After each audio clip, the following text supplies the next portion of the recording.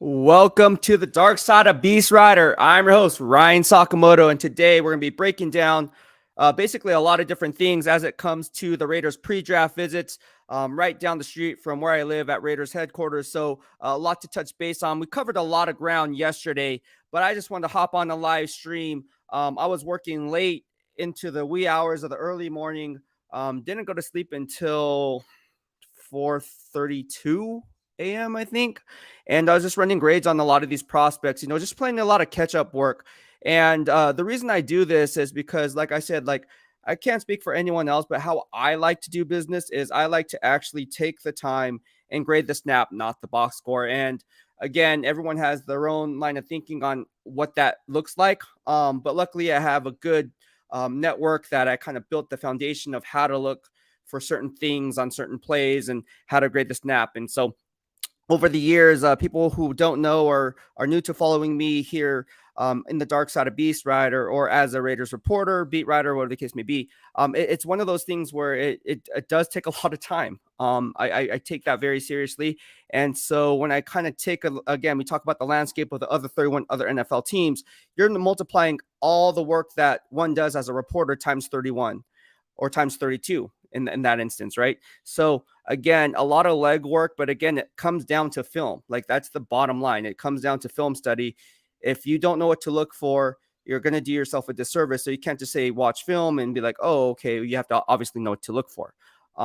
So again, there's a lot of. I apologize if I'm kind of just rambling here. Like I said, I only got like 3 hours of sleep. Had to get a workout in. That was a struggle. This morning, actually, not even this morning.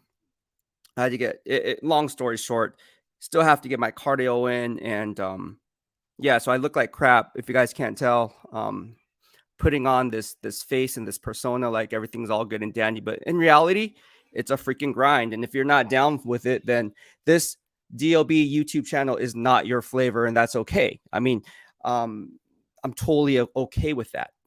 But how I like to do things is I never half-ass it. Like I either go all in or don't do it at all. Like that's just, I can't do anything halfway through. That's just not how I do business. But we're going to talk about the pre-draft visits.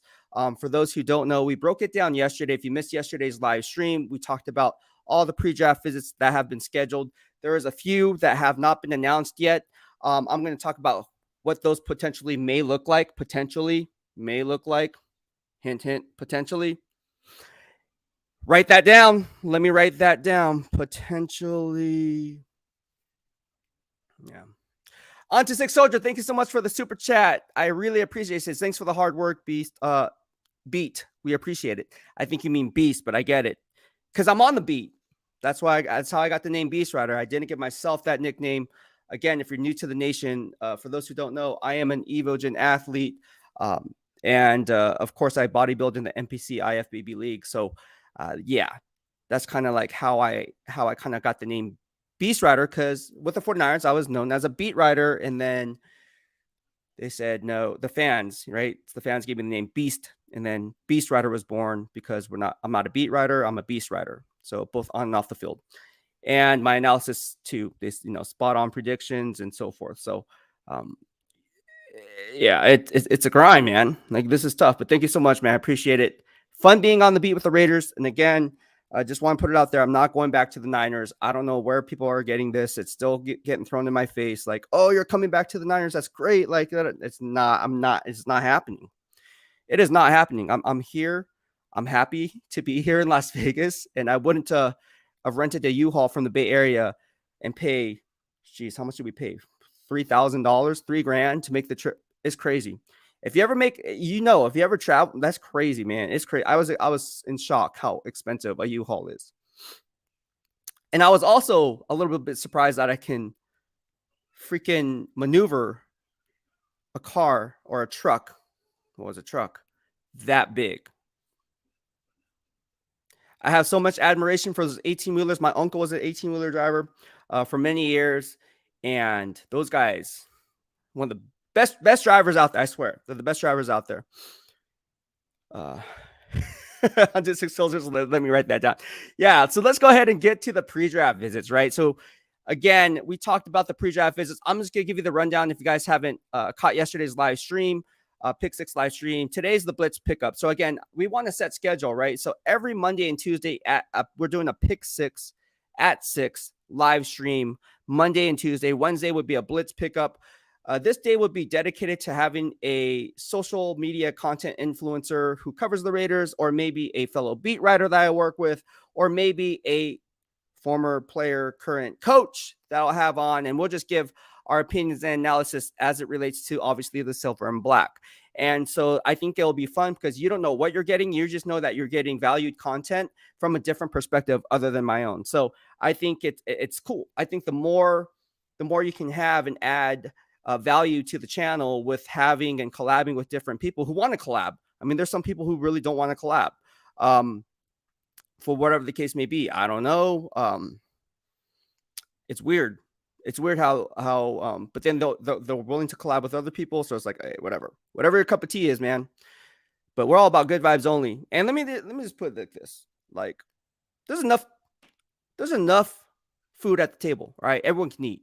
So I don't know why anyone's tripping. But people get intimidated. When they feel intimidated, they feel a certain way. It is what it is. But let's go ahead and talk about the pre-draft visits, fellas, ladies and gents. So we have Brian Branch from Alabama, Roll Tide Roll. Talked about him. Again, there's only a certain number of players that I talk about and target when it comes to the Las Vegas Raiders. And all this is now in hindsight. If you looked at my real-time analysis, if you follow me on Twitter, if you'll follow me on Instagram or YouTube, you guys know what I had to say about Brian Branch and why he was a fit before he even took this pre-draft visit, and why I think he was a cultural fit for the Raider way. So Brian Branch is coming in for a pre-draft visit. Obviously, Zay Flowers is a guy that I wanted to interview at the East-West Shrine Bowl. Unfortunately, he wasn't participating in it, but he was on their roster from Boston College. He is coming in for a pre-draft visit. Really like what I see in his game, a diminutive yet shifty wide receiver return man type of a deal there. I like Jalen Duncan. He is coming in for a pre-draft visit, offensive tackle out of Maryland. And then, of course, you got Will Levis, Anthony Richardson coming in for pre-draft visits with Kentucky and Florida. Bryce Young is also on that list. I mean, I talked about that a few days ago. So Bryce Young is also included in that list. We have Kelly Ringo. Again, I graded his snap that I saw. He's coming up for a pre-draft visit, boundary cornerback out of Georgia. I really don't like him as much as some others. Like, I shouldn't say I don't like him, because I do like him. What I'm trying to say is I'm not as high on him as others seem to be, because they just watch the highlights. Like, it's like, dude, like I said, you can make me look like I'm 6'5", and in reality, I'm only 5'5". So you have to really look at the bigger picture. Like, you can't just say, oh man, this guy, he ran a 4.3, so he must be good. Doesn't always work that way. Joey Porter Jr., a guy that I also ran grades on. Again, I'm not as high on him as other people, and that's the Penn State product. If you guys know, Joey Porter Sr. played for the Pittsburgh Steelers over the course of the years and always got into like pre-game scuffles with like the Cincinnati Bengals or the Baltimore Ravens, and I liked it. I love Joey Porter. I like that attitude, like that dog mentality. But he's coming in for a pre-draft visit. And again, I have grades on Joey Porter as well. We're going to talk a little bit about that. And then also the safety hybrid nickel slot, kind of like the same mold as, well, similar mold, similar skill sets as a Brian Branch, and that's Jamie Robinson from Florida State. So again, a lot of guys are coming in. Jalen Carter obviously is on that list as well. So there's a lot of guys that are coming into this and coming to Raiders headquarters, and they're just kind of doing legwork, right? A lot of times people hide interest, and that's the thing where smokescreen season is. A lot of people just hide smoke, and it's hide what they really want. Like, they really value a certain player, they're going to hide that player's interest because you don't want people to know that you're really interested in that guy. So maybe you won't attend the pro days. Oh, you know, why weren't they attending the pro day? Do they not care, or are they hiding their interest? Or, you know, you just never know. So it's a game of not musical chairs. It's a game of, I don't know how to say it, like reverse psychology. I always go back to reverse psychology in game of poker. Like, you never want to show your hand. Like, who would want to show your hand is before the draft? Yeah, we're really going to target these 3 players at number 7. Oh yeah, we're looking to trade down for sure.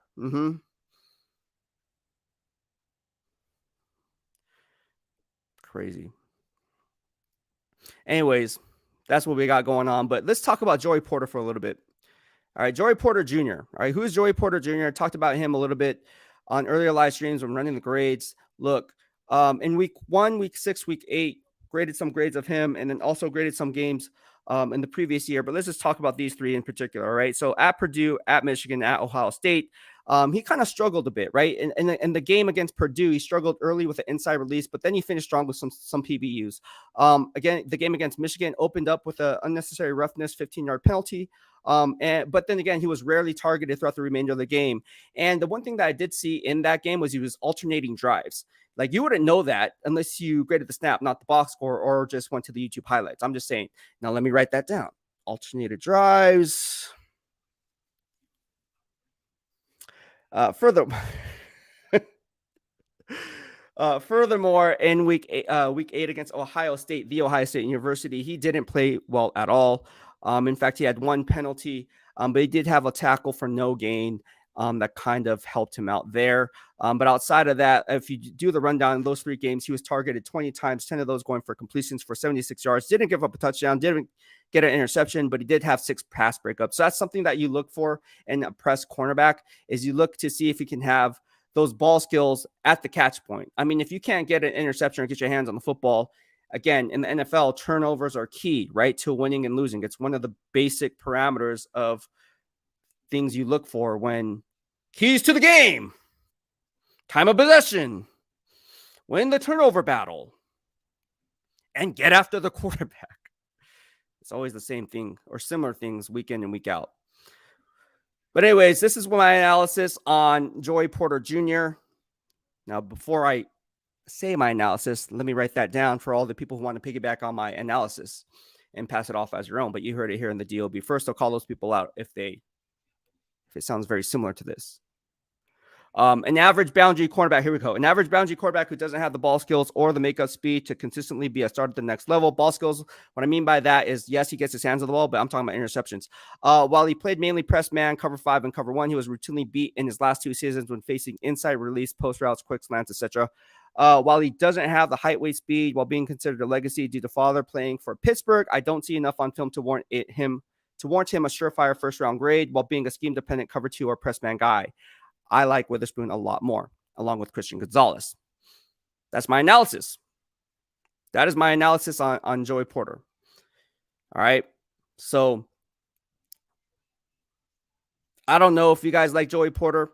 I like Joey Porter. It's not saying I don't like Joey Porter. I mean, would I be happy if he was with the Raiders? I mean, if you think about what they already have at boundary cornerback, I would rather them have and go after a guy like Christian Gonzalez or Devin Witherspoon. That's just me. But because I think there's a big drop off from those 2 guys, right? I think if you're looking at tiers now, they'd be considered tier 1. If you're looking at the horizontal board, they'd be, 1A and 1B and the horizontal board, not the vertical board. And so when you look at that, and then you look at the drop off from tier 1 to tier 2, now you're looking at the Joey Porters, the Kelly Ringos, some of these other guys that are coming in for pre-draft visits. Now, let me write that down because people don't do the research on that and they want to know what's going on. On to 6 sources. Deion Henley, Washington State. Have you got to him yet? I did. I ran film on Deion Henley. Actually spoke to a few people who actually are very familiar with Deion Henley. I like his speed. I like his athleticism. I think he could be a good special teams ace. He really hustles. One thing that I see in the Raider way mentality is, you play till the whistle. Sometimes you play past the whistle. I don't care. As long as you're disciplined. But Deion Henley, he has a nonstop motor, which I absolutely love. I like his sideline to sideline presence. Now, at times, he does get washed out in the run game. But outside of that, I mean, who doesn't? I mean, you look at any inside off-ball linebacker and really look at it for what it really is. I like Deion Henley. So it's just a matter of where they value him, right? Because I wouldn't mind Deion Henley in the Las Vegas Raiders uniform. I would actually love it. But again, I'm not the GM. I don't make the decisions, but I did run film on him. I liked what I saw on film. He jumped out. He really did. He's fast. The kid is fast. And I love his nonstop motor. Like there is no, this guy can go from point A to point B back. I mean, if you were doing suicides in practice, he'd be like leading the drills. Like this guy is like nonstop, like on the field. He doesn't get tired, which is good. But yeah, I did run grades for you on him. Thank you so much for the super chat on that. I appreciate it. And it makes running those grades worthwhile. So thank you so much. On the two live streams ago, you actually sent me a super chat and wanted grades on Henley. So I went ahead and did that for you. So as a thank you. So thank you so much for doing that. On to Six Soldier says, what's the difference between a vertical board and a horizontal board, and how do they work together? So a vertical board, a vertical board is like a big board, right? So a vertical board is basically your top players, regardless of position. Your horizontal board is kind of like your tier level ranking system based on any given draft, right? In any given draft, you have a cream of the crop that's like, oh, very top heavy at the offensive tackle position. Lately it's been the wide receivers, not this year, but I'm saying in years past, right? And so again, you have to make sure that when you check off the horizontal board, because again, it's tier-based ranking based on the vertical board, you need to see the valuation versus evaluation as when it comes to like projecting, right? When it comes to projecting a player in rounds 3, rounds 4, and then the later rounds. In round 1 is pretty much straightforward. Like, okay, the first 16 guys usually, I mean, if you look around the landscape of the 32 NFL teams, I can guarantee you that the majority of them have no more than at most 21st round grades in this year's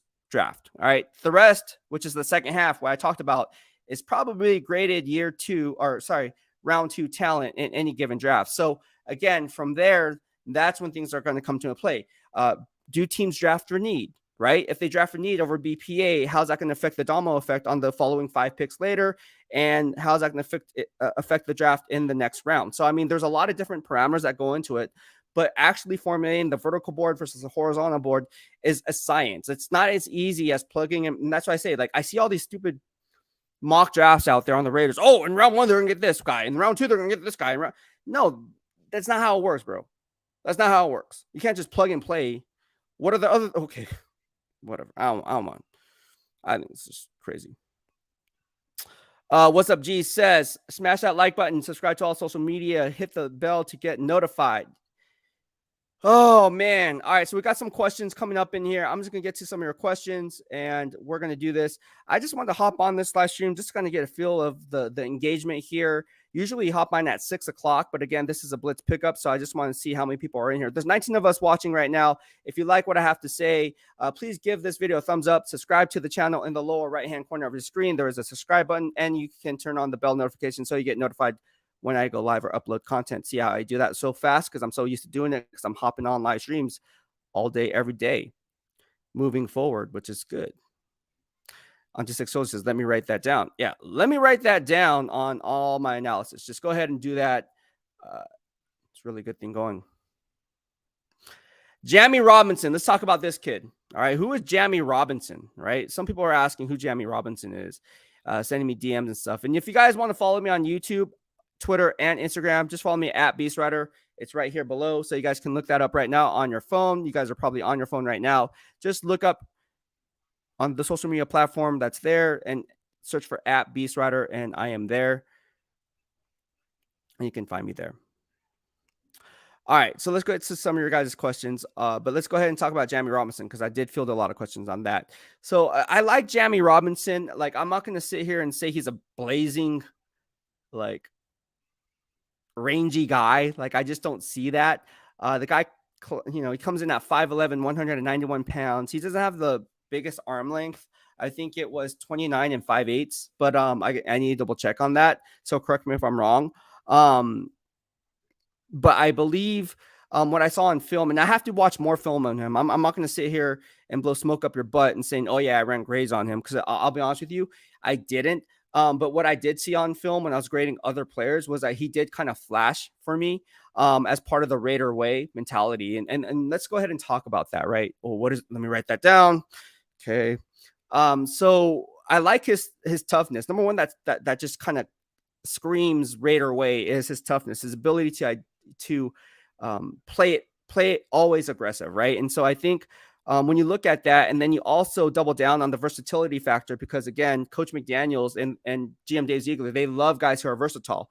You're not a one-trick pony, right? You're not just a 2-down thumper, right? You can actually rush the passer, or you can do other things like help out in the kicking game on special teams. I mean, if you're going to make a roster and you're a borderline player making the 53, you're going to make that team based on the kicking game. Can you cover? Can you return kicks? Because the more you can do, the more valuable you are to the team, because you can only have so many active players on game day, right? So again, if you're in a bind for whatever the case may be, because anything can happen on any given play in the NFL, you want to have versatile players on active game day, right? So he can play nickelback, like I said, like a Brian Branch. He can play safety, but I think he thrives as a box guy, like just like throttling downhill. I mean, I really like the guy's just tough. Like he's physical, he's tough, and he's kind of like the scouting term that we would use is like this guy is a fast twitch muscle fiber type of deal, right? Like he has very fast twitch muscle fibers. We can talk about type 2 or type, we can talk about all the different type of muscle fibers, right? But he's very fast twitch, which means he's very explosive. Like he just, the guy is just built. And he really puts a knock on the football. But again, like, I think he's more of a run stopper type of a deal. Like I don't see a rangy type of a guy. In fact, let me look. I think he didn't run the fastest 40 time. If I had to take a guess, I think if I remember correctly, he ran a 4.5, almost if memory serves me correctly, I want to say he almost ran like a 4.6. I want to say it was like a 4.59 even. And then someone can look that up for me. I think it was like a 4. I want to say it was, because in my mind I'm thinking 4.6, but I think it was like a 4.5, close to 4.6. If it's 4.59 or 4.58 or 4.56, it was somewhere in that range. But that's something that, you see in film, right? Like you don't see the guy that has blazing 4.3 Minka Fitzpatrick speed, right? You don't see a guy on the back end there that can just cover range, right? Like can cover ground in a cover 1 or cover 3 or whatever the case may be. He's definitely a 2 deep safety type of a guy, right?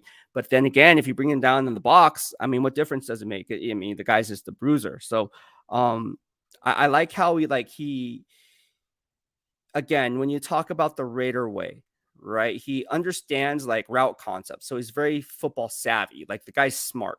You look at the guys that the Raiders bring in, not just who they draft, but the undrafted guys, and even throughout the season. And then when I interview them, because I want to interview these guys, why did GM Dave Ziegler bring these guys in? Why? What's the why behind why they did that, right? No one pays attention to these guys, by the way. No one does. Let's be 100. But how many people interviewed Nite Muti? How many people are interviewed Javelin Guidry? How many people are interviewed? You know what I'm saying? So I like interviewing these guys because I want to see what makes them tick. Like, what did GM Dave Ziegler see in these guys to take a risk on, a guy like Isaac Rochelle, right? So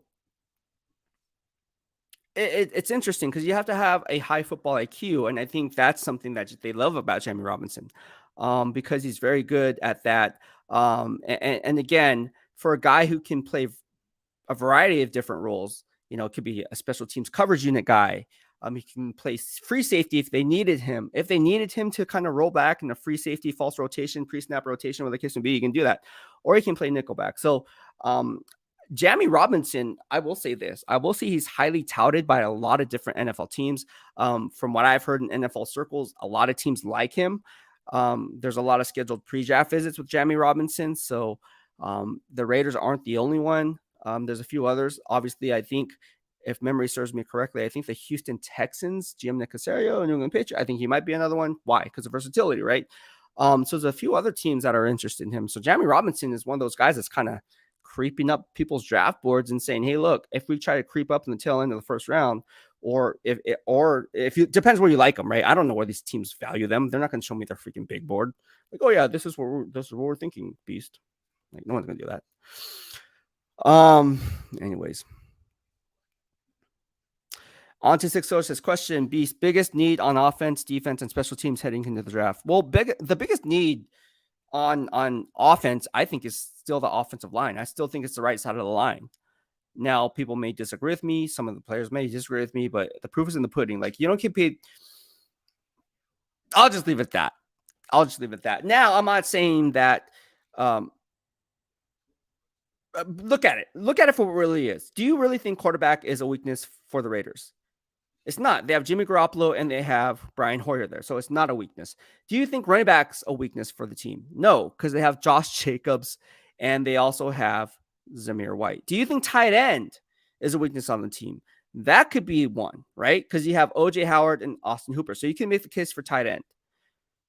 But I really think they like Austin Hooper, and I really think that they want to give him a shot. But, whatever, teach their own. Right side of the line, right guard, right tackle, that is an issue. Right now, Jermaine Lumero played really, really well, but at the end of the day, the Raiders only signed him to a 1-year deal, right? And so at $3 million. So to me, does GM Dave Ziegler, to sign another guy to another 1-year deal, which by the way, I like Jermaine Lumero. I look, I like him. I hope he does well and becomes a Pro Bowl player because I like him a lot. But we have to see that, right? Like it doesn't matter what I think or what anyone else thinks. He's gonna have to prove it, and he did. Through the second half of the year, he played really well. The question for me is, if GM Dave Ziegler, and I'm just speaking based on the analytics here, is they only signed into a 1-year deal. Why? Could they be thinking that, hey, in the draft, we're going to be drafting a right tackle? Could we get a Peter Skoronski? Or if we don't think that Peter Skoronski is a right tackle because he has short arms, are we going to go after a guy like Jalen Duncan, who we brought in for a pre-draft visit? You don't bring in guys for pre-draft visits if you're not interested in targeting that positional group, right? Offensive tackle, there could be guys like Darnell Wright. He could be coming in out of Tennessee. Obviously, Paris Johnson Jr. out of the Ohio State University. They already drafted one last year in Thayer Munford. So again, iron sharpens iron mentality. If you're a player and you draft a player that's at your position, I would welcome that competition. I'd be like, okay, cool. That's only going to make me better because look, like for anyone to say, I don't like competition or indirectly say, it's I think that's a wrong way of thinking. I think if someone, like for me, if I was a player and if I played running back, right, and they drafted a running back, I'd be like, okay, cool. Like in the first round, I'm like, okay, cool. Like I'm gonna prove you wrong. And that's how the mentality you have to have. But at the same time, you take it with a grain of salt and welcome that competition, right? Like, good. I want to go up against the best. Or I'm going to prove you that I am the best, right? So actions speak louder than words ever will. We just have to see how it plays out. And again, I like Peter Skoronski. Well, already on record saying it. So I like Peter Skoronski. I like Christian Gonzalez. I like Devin Witherspoon. You talked about Nolan Smith even before his pro day. Talked about what he's going to do, and all of a sudden he ran a 4.3, and everyone's like, "Oh, Nolan Smith is the greatest thing since sliced." Okay. On offense, we talk about offense. We talk about defense. Defense, it's people can say defensive tackle, but I really think they're high on Neil Farrell and Matthew Butler. So I would say, again, it's not based on what I think; it's based on how I see the draft actually playing out and what they think. So I think defensive tackle, to be honest with you, I think they think they're okay there. I know it sounds crazy, but I do think that they think they're okay. If Jalen Carter is on the board at 7, I still think that they're going to pass on Jalen Carter. I don't think they're going to draft him simply because of the off-field stuff, coming in 9 pounds overweight for his pro day, not being able to finish his drill work. And then obviously I talked about the conditioning problems that I saw on film. So leading up to that pro day. So I shouldn't say conditioning, not problems, conditioning question marks, I guess you would say. Red flags for me. Anyways, can't speak for anyone else, but I can only speak for myself. But yeah, that's kind of where we're at right now with that. So offense, defense, you can talk about secondary. I think secondary can be addressed. Obviously, linebacker can be addressed as well, but I like Robert Spillane. I like Divine Diablo. We talked about it with Coach Graham. I think they like the nucleus there. Luke Masterson, Darian Butler. I really like that nucleus there. I know it sounds crazy. People, oh my gosh, they're good. I like them. So I would say the secondary if I had to take a guess. But here's the thing: edge rusher, right? Like Chandler Jones. Like, is he? They might have to get an edge rusher. So that's a tough question. That is a very tough question. Because Max Crosby can't do it alone. There's 24 of you guys watching right now. If you guys like the valued content, 34 minutes and 55 seconds in, please give it a thumbs up and like and subscribe to the channel. And it really does help me a lot when you do that. So please take the time to do that. I'm going to give you guys a few seconds to do that while I take a break and drink my coffee. So just give this video a thumbs up if you like it. If you don't like it, give it a thumbs down. I don't care. It's going to push the algorithm one way or the other to YouTube, and it's going to be a recommended video. So Like it, don't like it, do one of those two things. Hit all the buttons here on YouTube. As I drink my freaking coffee, because I only got 4 hours of sleep last night. It's crazy, man. It's crazy. Like watching all this game film and then, talking to people inside NFL circles about what teams might potentially be doing stuff. And it's a lot of cross-checking analysis and a lot of BS too. There's a lot of BS out there too. Oh yeah, we're really interested in this player. Cool story. Yeah, you're really interested in that player. Or he's coming in for a pre-draft visit. We put Bryce Young up on the board. He did some board work and he just checked off all the boxes. He can recite plays. We give him some vanilla plays and can recite them back and forth, backwards and forwards. Oh shoot.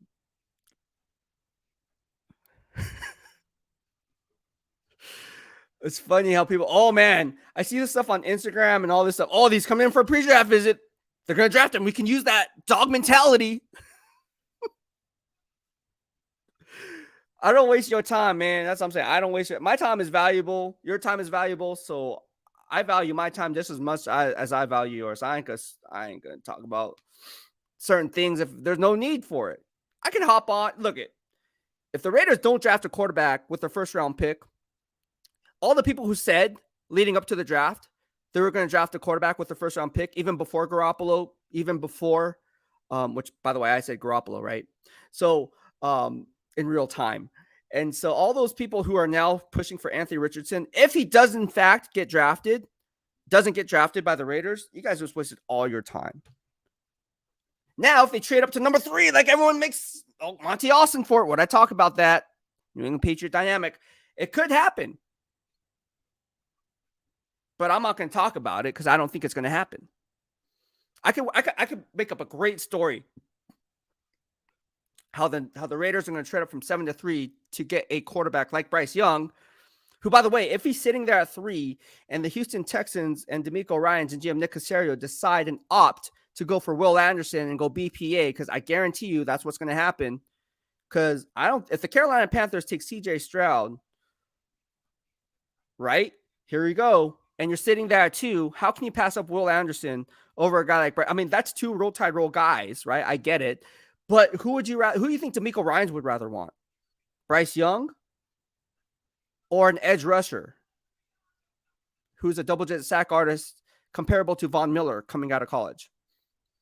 If it was me, that's a tough position to be in, Jim Nick Caserio, because you can get a franchise quarterback in Bryce Young. But where do they line up on the vertical board? That's where the vertical board lines up, right? You don't check the horizontal board because you don't need to right now because you're picking number 2. So sitting there, you're looking at this and be like, okay, so we have 2 first-round draft picks, right? We don't draft again until the 12th pick. So based on the board and how we see the other teams behind us playing this out, me holding the number 2 overall pick, is there a guy in that tier? Well, I guess you would cross-check the horizontal board because you're sitting there at 2 and you're saying realistically what's going to be there on if you go one way quarterback and go the other way edge rusher. Is Lucas Van Ness going to be there at 12? Is he now? If you look at the tiers, is that worth not getting a Pro Bowl talent or an all-pro player or a generational talent like a Will Anderson? Or should we just take the quarterback? You know what I'm saying? So if that happens, I'm telling you right now, there's going to be like, how many, what did I say yesterday? I said inside the top 7, definitely inside the top 10, there's going to be like 3 draft day trades. 3 draft day trades, not 2, 3. I guarantee 3 draft day trades inside the top 10. And if Bryce Young does not go number 2, and Monty Austin for is sitting there at 3, you know a team's going to be calling. And I wouldn't be surprised if GM Dave Ziegler called his former colleague and say, hey, look, we just had Bryce Young on the board the other day. And I would love Bryce Young, by the way. He's the best quarterback in this entire draft. Talk about his size all you want. Oh, man. Nate Dogg says, isn't the commitment to excellence the Patriot way? There is no real difference. Why wouldn't players who want to be Raiders not buy into that? I don't know. I guess if you're not buying into the program or buying into the scheme, buying into how the Raiders question your passion for the game and they actually challenge you, if you're not willing to be challenged or pushed, then the Raider way isn't for you.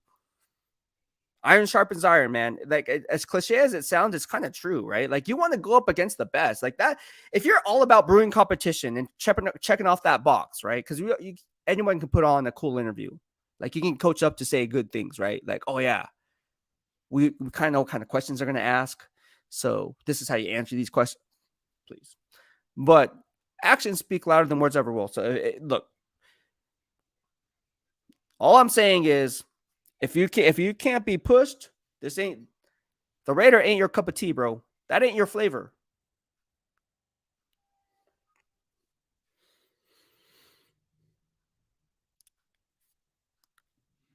I mean, for me, when I played, I just almost like, yeah, I want to go up against the best. Why would you not want to go up against the best? Because only it's going to make you better, right? Are you afraid of competing against the best? Does that mean you're scared of competition?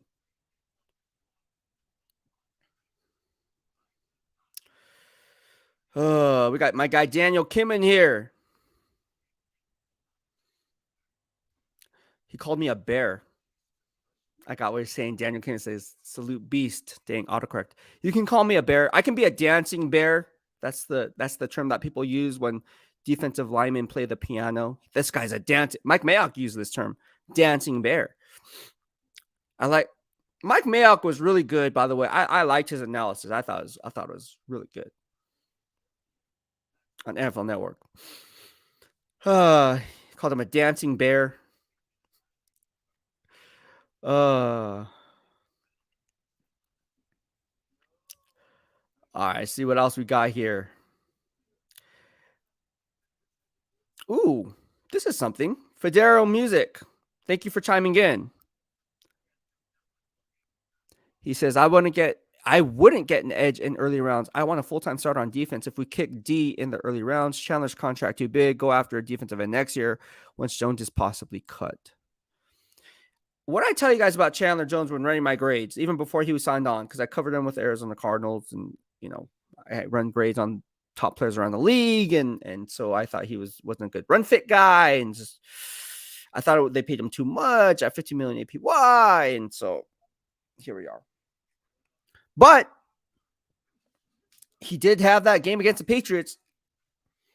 He did win it for them single-handedly, and he did come on late in the season. He goes on these streaks, these 4 or 5 game stretches where he has like 8 sacks, and then he disappears for the remainder of the year. I mean, if you just look at the analytics, they'll tell you something. But it's not to say I don't like Chandler Jones. I just think that they gave him too much money I wouldn't have done that in real time. Talked about it, not in hindsight. Everyone can say, "Oh yeah, we in hindsight." Obviously, everyone can say that. I'm saying that I said this in real time. Daniel Kim says, "Surprise, surprise! Lance Ireland's most current mock has us trading back to 12 and drafting a tackle." Let me write that down. Hashtag Beastwriter. I told you guys, bro. I'm telling you, man. Let me write that down.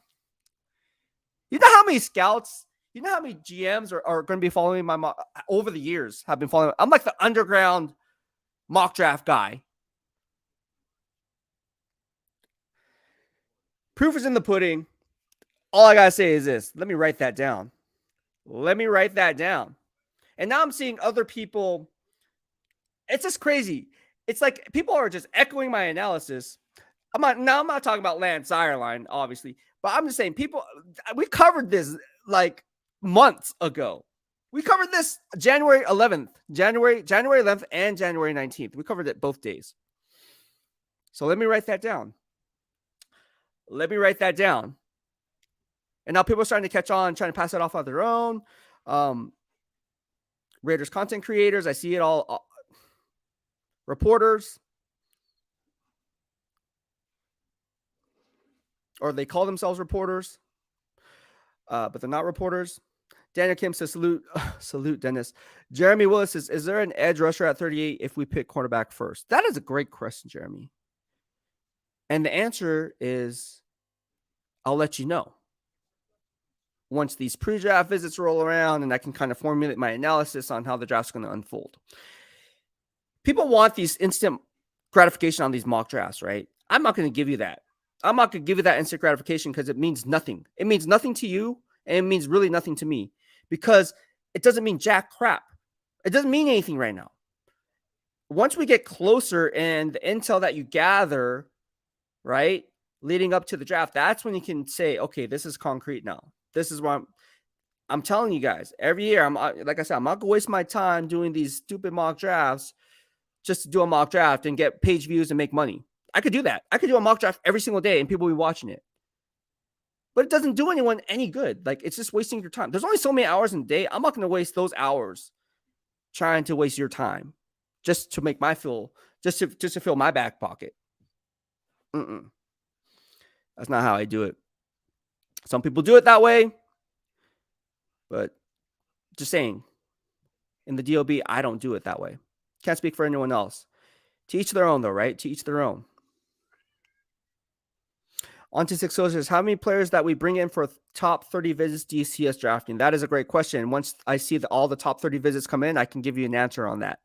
Again, don't want to give you an answer on that today because, again, we need all the information, right? Like, for instance, what if Christian Gonzalez doesn't come in for a pre-draft visit, but yet they draft him? You see what I'm saying? Hiding their interest.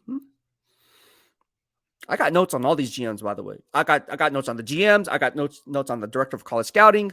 I got notes on everything. I'm telling you, man. I got face recognition going on. Who's attending what? Who are these people? Some NFL teams don't even have that. You look up on there, you can't find them. Nowhere to be found. Go look at the Cincinnati Bengals.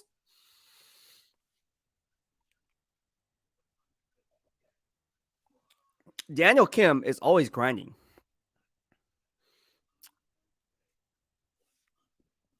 DK is always in here supporting. Love it.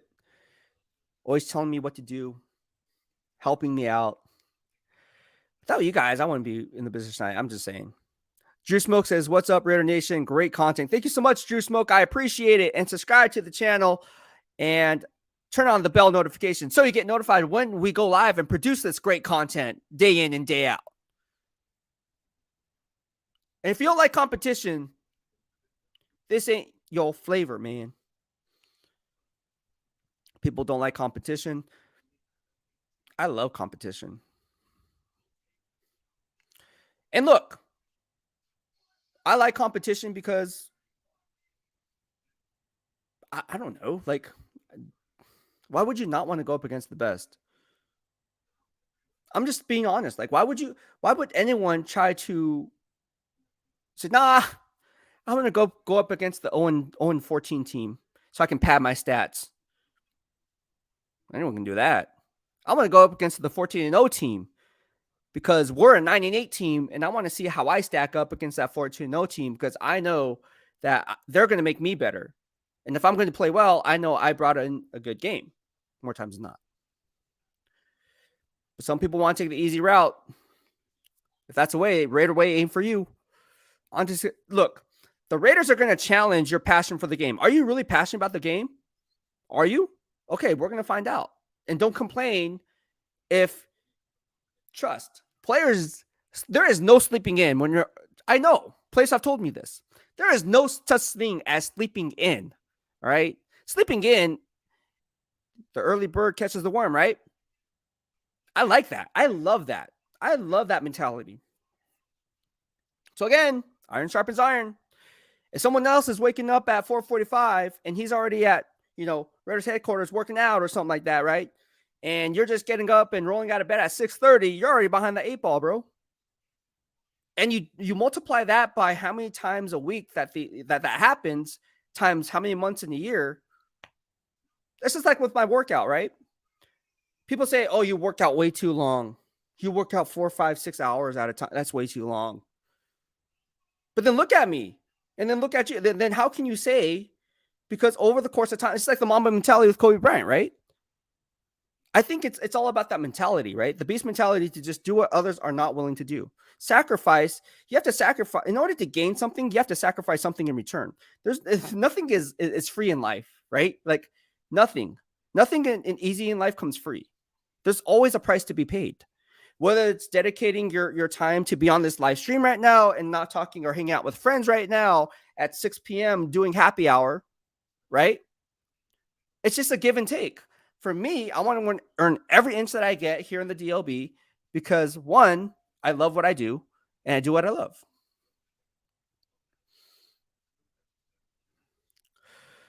Oh my gosh, I don't know, man. People always think that things in life should be handed to them. Nothing in life is going to be handed to you. Everything is freaking earned. Every inch you get, every subscriber you get, every like you get, every comment you get, every hater you get, all that is earned. Because if you didn't have a voice and there's people hating, they wouldn't care because you didn't have a voice. But if there's haters on there, whether it be players, coaches, you know, whatever the case may be, random trolls, right? Whatever the case may be. Could be your own family members that hate because it's a direct reflection upon them about where they are in life, right? Or your own close friends who are not your friends anymore, which, trust me, I have a lot of those. You know, oh, I support you. Then once you make it, they're, oh, like, nowhere to be found. Come on, bro. We all have those. Let's talk. Let's keep it 100.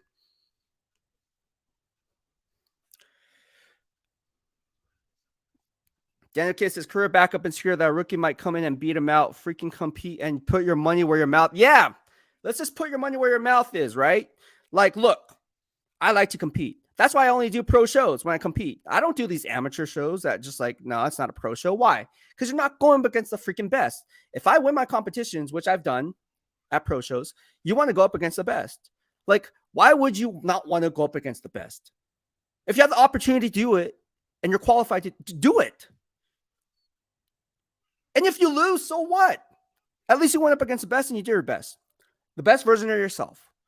But you're not being the best version of yourself day in and day out if you don't believe in yourself and doing and proving your self-worth to be the best. Does that make sense? Like, anyone can talk, oh, I want to be the best. Okay, what steps are you doing to kind of take those steps to kind of make me think that you're in line to do that? Like, what's your goals? Like, how are you going to achieve those goals, right? Like, these are things that you think about on a day-to-day basis. You can't just be like, oh, man, like, you know, I'm really sore today, coach. Like, I can't work out. You know what my coach says? Stop complaining. The other guy, your competition ain't complaining. So stop complaining.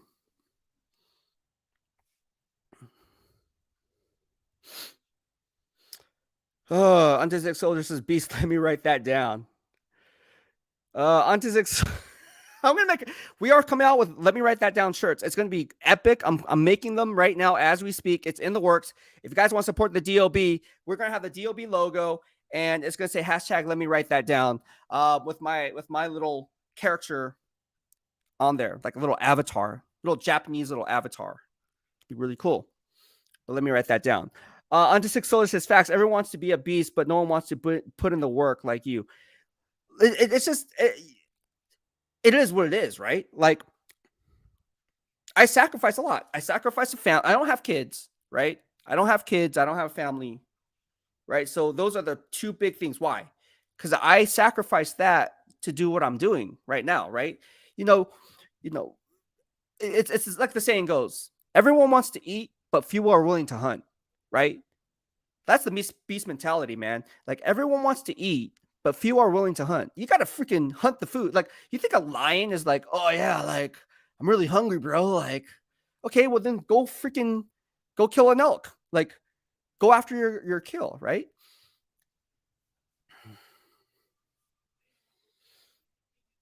Well, I don't want to do that work, man. It's too much. Then don't complain about being hungry. Then starve and die. And then some other lion's going to come in and take your pride. That's called survival of the fittest. You can learn a lot from watching Discovery Channel. We're talking about Discovery Channel now. You can learn a lot from watching Disney Plus and watching those. Which, by the way, have you seen those though? Animal Planet or something? I was watching it the other day. And by the way, I'm kind of like a nerd that way. I like watching like Animal Planet. I like watching that type of stuff. I remember as a kid,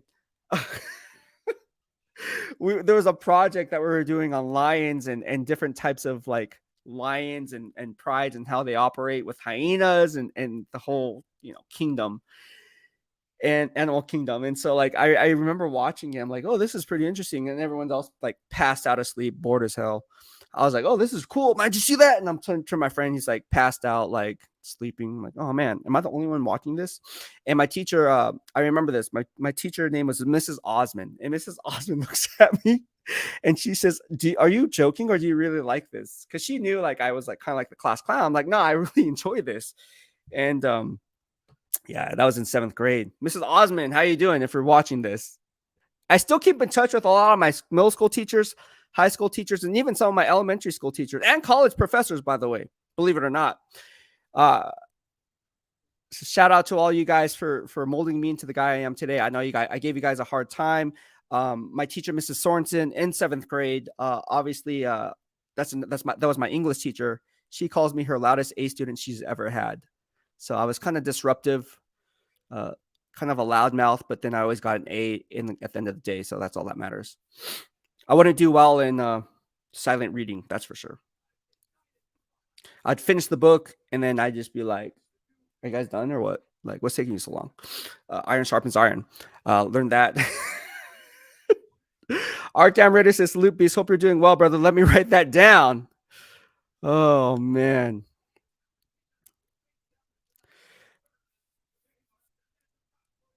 Yeah, if there's 24 of you guys watching right now. If you guys like what I have to say, give this video a thumbs up and subscribe to the YouTube channel. The best thing you guys can do is also not just watch this video. I challenge you guys to go back to my previous videos so you can see what I had to say. Look at the timestamp when I said those things, and then you can see a timeline of current events leading up to today, right? And so, like, if you're new to follow me, that's how I'm going to get credibility, right? What did I say in real time? What did I say about Jimmy Garoppolo coming to Las Vegas in real time? That was picked up by Heavy.com. Right? So you got to look at these things, right? Because they all mean something, right? If we're keeping score, like on a scoreboard, which you should keep score of everything I say right and everything I say wrong. Do it. Niner fans know that I challenge you guys to do. I want you guys to do it. Why? Because it holds me accountable. Iron sharpens iron, right? You say you know your stuff. You say Beast Receipts check. Do it. Challenge you. Do it. Raider Nation knows how I do it. My first year covering the Raiders, more times than not, got it right with the Beast Receipts. So do it. I challenge you guys to do it. That way you're not wasting your time following me or wondering if you should follow me. Because again, at the end of the day, everyone wants to know the future, right? Everyone wants to know what's in that crystal ball.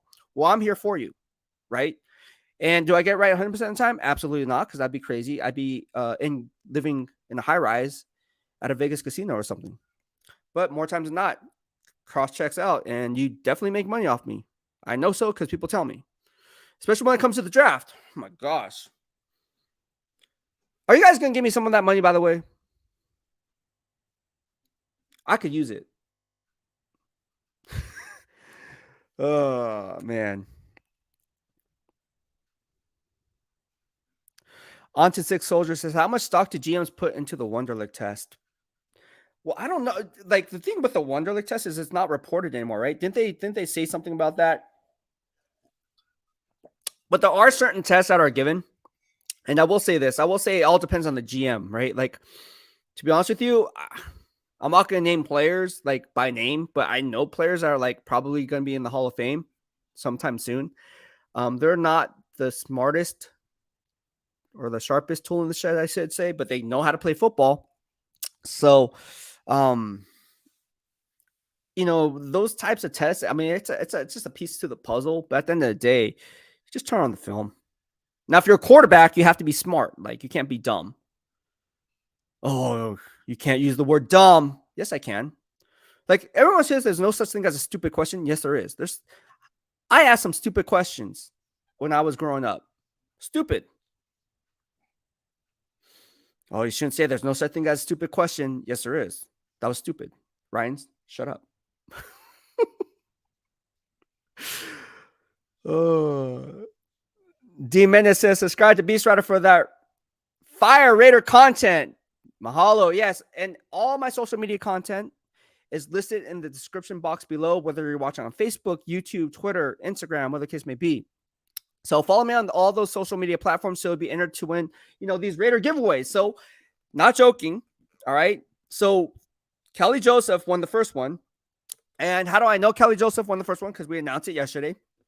And if you hop on yesterday's live stream, guess who responded in the comments? One of like 3 or 4 people that commented in the post comments, not live stream, obviously. There's tons of you guys in the live stream, but post comments. She caught it on the replay. She actually watched the whole thing and she commented.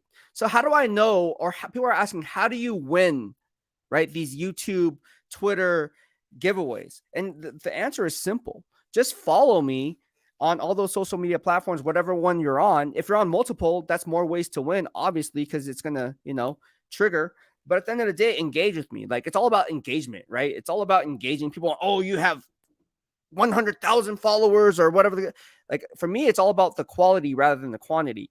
But the bigger we get, the bigger the prizes. So that's what I'm saying. It's like, look, engage with me, like it. It's free. I'm not asking for, super chats or super stickers. Although I'm not gonna lie, those definitely do help. But at the end of the day, thank you so much, Dragon Hendricks. I appreciate it. Speaking of super chats, no, it really does mean a lot when you send these, though, for real. Because this is my 9 to 5. But you don't have to do that, right? Like, you can give it a thumbs up or just drop a comment. I mean, that's just as good. So, like, likes are free, engagement is free, and super chats and super stickers help if you can. So all that is taken into consideration. Kelly has been sending me a lot of love my way here in the DOB, and again, it's all about good vibes only. But he's Dragon Hendricks. Thank you so much for the super chat. He says, I haven't been keeping up, but what do you think Ziegler does with pick number 7? I spoke about this on making sense of pick number 7. I honestly think, as the draft board currently stands, now things are very fluid nowadays, right? And things can change on the whim. Like, are the Colts going to go after Lamar Jackson? Like, did you see the press conference today? Like, it didn't look promising. Of John Harbaugh. Did anyone catch that? Like, it showed up on my timeline on Twitter, and it was crazy because I was at the gym, working out, and I saw that. By the way, on Twitter, not joking. I'm looking at my Twitter timeline. I know you can pee. I know it sounds like too TMI, but at the casino, you can actually pee playing slot machines. It's on post on my Twitter. I'm not joking. There's a lady, she's peeing and she's on the slot machine. And people are saying that this happens in Vegas. I don't know. Like, I've never seen it in Vegas, but then again, I'm very new here. So someone's saying, oh, it must be a good machine. It must be a hot machine because she's not getting up and she's peeing. So does that really happen? Like, asking for a friend. But anyways, at number 7, how I see this playing out is it all depends on the BPA at their pick, right? If you see if Bryce Young falls to them at 7, which is not going to happen. That's fool's gold. But let's say, for instance, that the Texans pass up on Bryce Young and they go Will Anderson, which wouldn't be a surprise to me, to be honest with you. It wouldn't. In fact, I know it sounds crazy. I can see it happening. Now, is it going to happen? Time will tell based on my final mock draft. But if I had to say right now, I would flip a coin on that it's 50-50. That's going to be Bryce Young or it's going to be Will Anderson. If it's not CJ Stroud, that, depending on who goes one with the Carolina Panthers. But sitting there, if the Raiders want to trade up to 3 with Monty Austin for the Arizona Cardinals, because they don't need a quarterback, because they have Kyler Murray, who studies 4 hours a week. I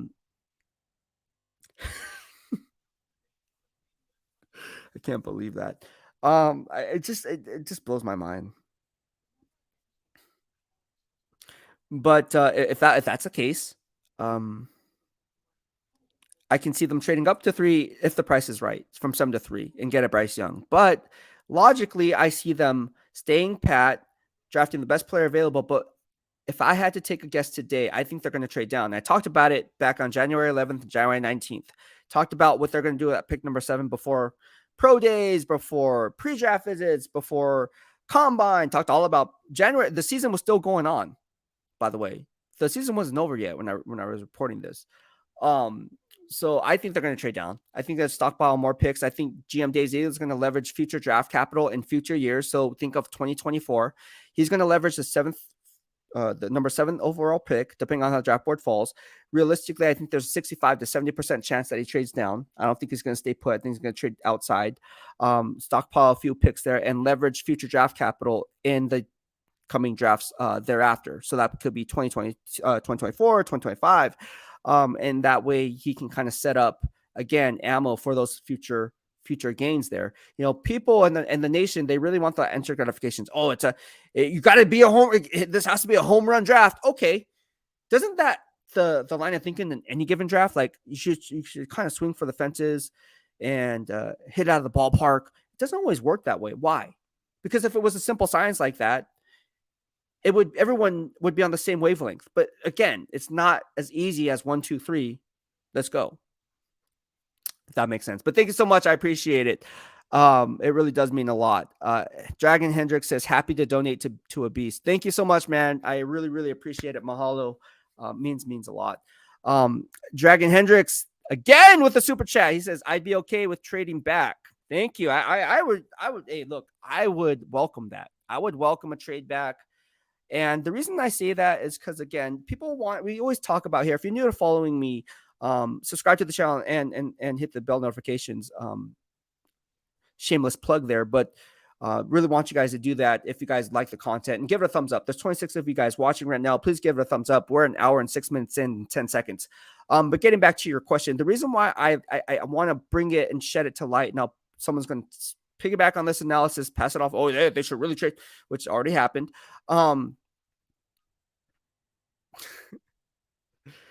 Anyways, I think they're going to stockpile more picks. And I think that's the line of thinking here is if I was, what I would do and what GM Dave Ziegler would do are two separate things, right? Like, I don't know what the heck's going on. Like, they're not going to tell, hey, Beast, this is what we're going to do. Ryan, this is what we're going to do. All right.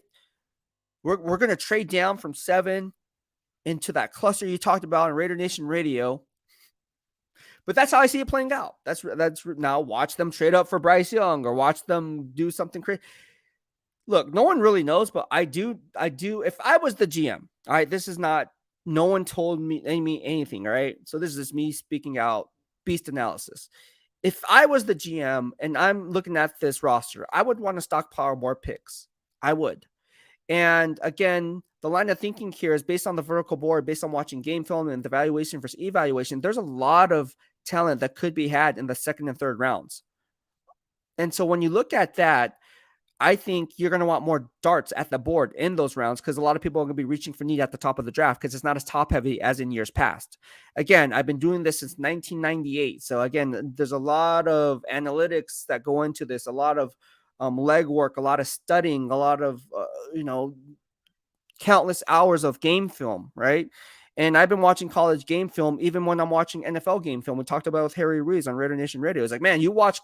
How do they know that? Because I'm at Raiders headquarters watching college game film in between interviews, right? Like I'm watching the film. Like I'm not wasting time. Like I'm not sitting back and wasting time because there's only so many hours in a day, so I'm grinding, bro. Like I'm like, okay, let's pull up a game on the Ohio State Michigan game. Okay, let's go back 2 years time because based on what I think the Raiders draft needs are heading into free agency, this is how I see it playing out. And then you have a plan B option in case they fill those needs in the free agency. Then you have to roll back and see these other positional units that may be a highly prized position for them in the upcoming draft. So there's a lot of different things, right?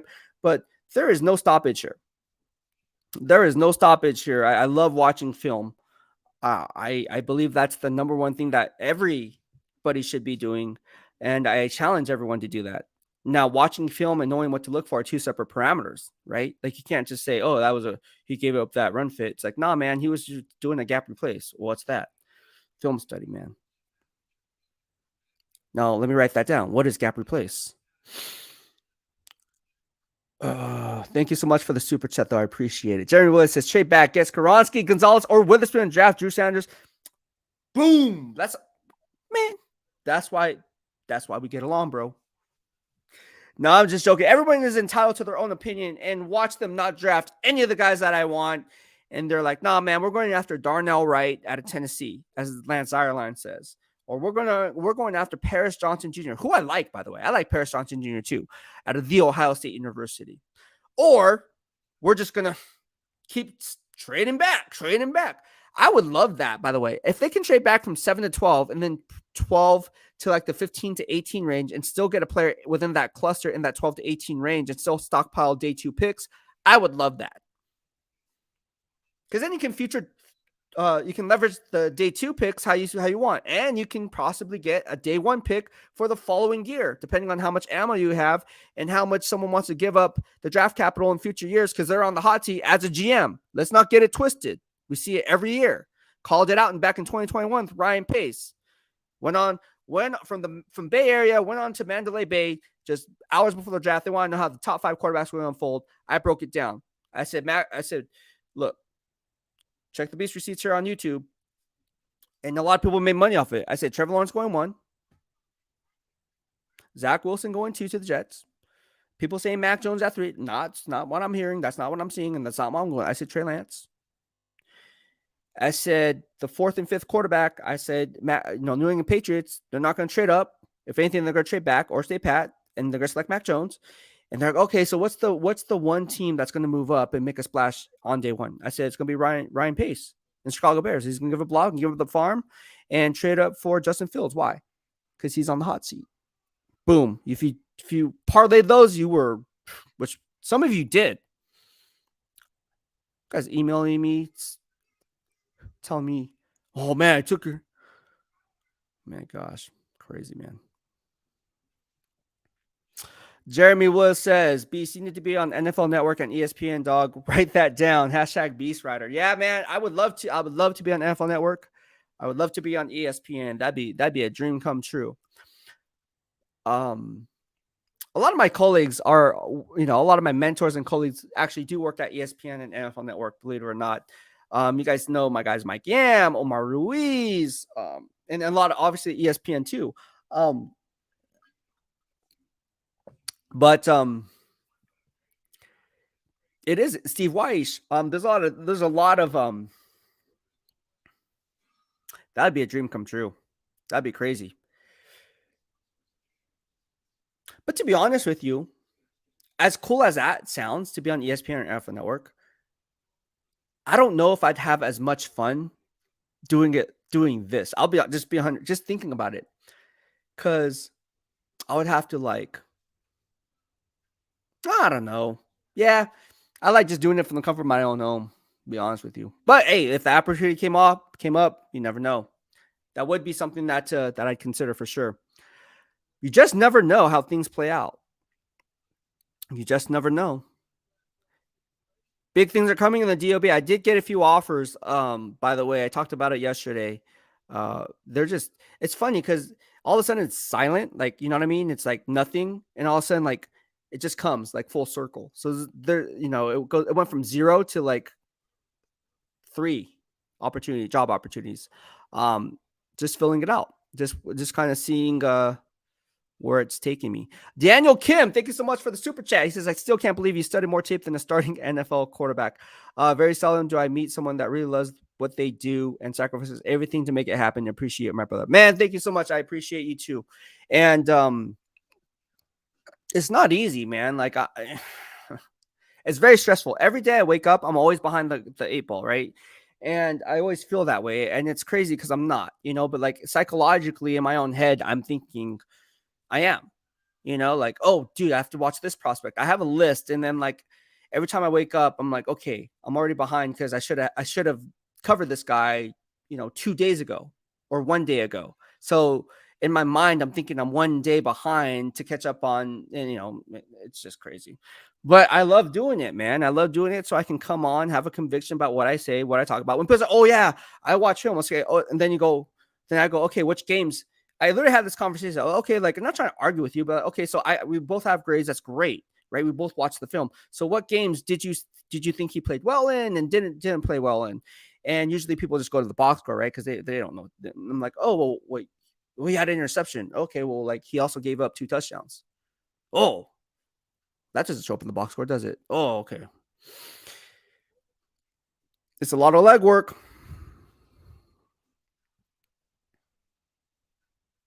Egalitarian 207 says, Beast, do you think that if the Raiders trade back during the draft, they can get at least 3 second-round drafts? That's I don't know. 3 second-round draft picks. I mean, you know who likes doing that? GM Chris Ballard from the Indianapolis Colts. This dude loves trading back and gets multiple second-round picks. In fact, how do I know? See, how do I know this off the top? I'm telling you. I can name every single I bet you. I'm telling you this. I bet you I can name every single GM off the top of my head in the NFL. All 32 GMs. I'm gonna try it. So let's go on the AFC, and because I'm gonna try it.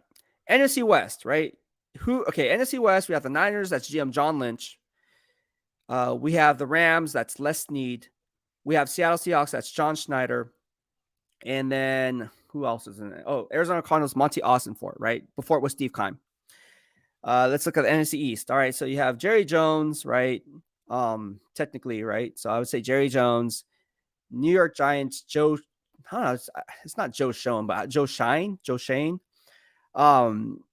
Correct me if I'm wrong. Philadelphia Eagles, Howie Roseman, and then who else is in NFC East? You have Cowboys. Washington Commanders. You have Martin Mayhew. Okay. Formerly the Detroit Lions, 49ers. Okay. Got a compensatory pick out of it for the 49ers. Okay, cool. Who else we got? So NFC West, NFC East, NFC North. So we have the Green Bay Packers, Brian Gutekunst. We have Minnesota Vikings, Kwesi Adolfo-Mensah, 49ers. With the Minnesota Vikings. Who else do we have? NFC North. Who else plays in the NFC North?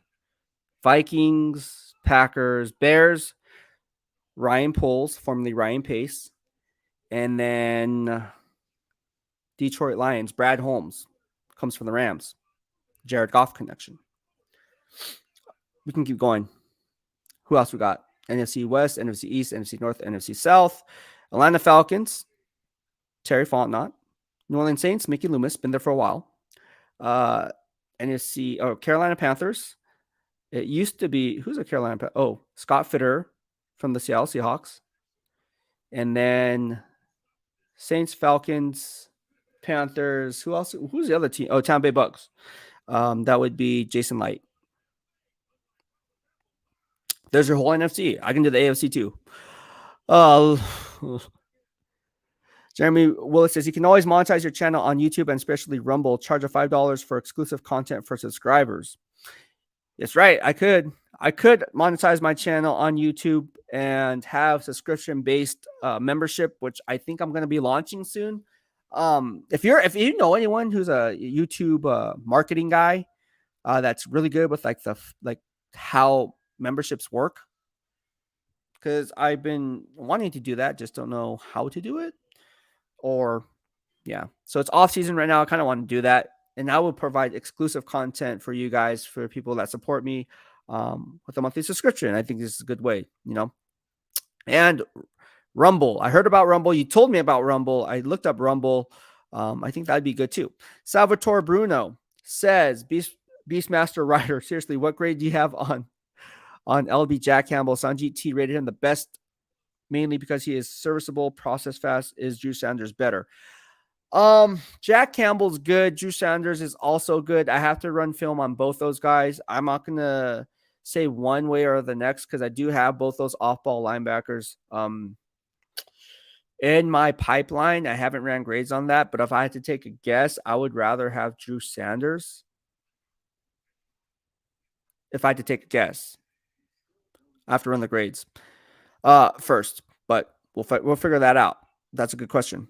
Raider Nation Jason says, if we get Spoon, Orgonzo, and Sanders, I'm happy with draft. So you like defense. I get it. So we're an hour and 19 minutes in. We just hit an hour and 19. If you like the YouTube live stream, give it a thumbs up and give this video a thumbs up as well. And also subscribe to the YouTube channel in the lower right-hand corner of your screen as you stay up to date on all things Beast in real time. And also, we'll be running giveaways for everyone who does this and engages with me on this platform. So again, all about good vibes only here in the DOB, where we leave no stone unturned in fielding the best questions you guys have to offer when it comes to NFL draft analysis.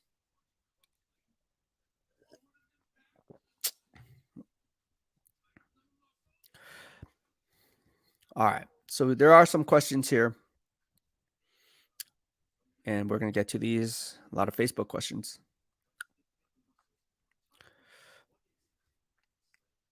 A lot of Twitter questions. DMs. A lot of DMs here.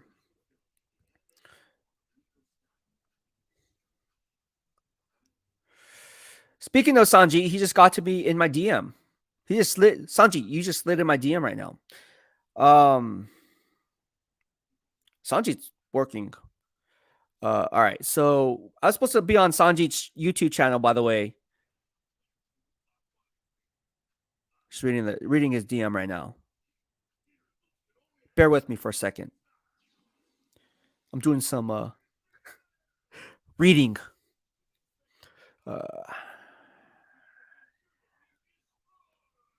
Okay, so we're gonna schedule a time. Breaking news here in the DOB. Oh my gosh. Breaking news here, guys. Breaking news.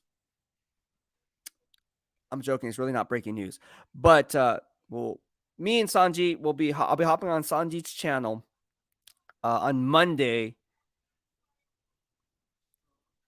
at around 12 noon. So I don't know if that's going to be a live stream. I don't know if it's going to be a pre-recorded video, but stay on the lookout for that on Sanjit's channel. I'll be hopping back on his live. You know, the funny thing about it is the first time we were on, it was a huge hit. And then the season rolled around. And I was like, our schedules aligned and he was moving and I was trying to get it adjusted here. And so it just didn't work, man. It's just crazy. But we're going to try to make it happen. We're going to try to make that happen. All right. I think I'm going to wrap up this live stream here. I think we touched base on a lot of different things. When it comes to the top 30 pre-draft, I hate the word top 30 pre-draft visits. I'm just going to say the 30 pre-draft visits. It's not top 30 because if it was top 30, you're thinking that the Raiders have them on their board as a top 30 on the that's not how it works. And for instance, like, do we call the NFL Combine top 60 formal Combine interviews? You know, those 50-minute Combine interviews you only get 60 of those. Do we call them top 60? Because you only get 60 of them. I don't know. Just call it what it is, man. Just call it a Combine interview. Just call it a pre-draft visit, and it's all good. I don't know where we got off on saying it's a top 30. I don't know. Doesn't make sense.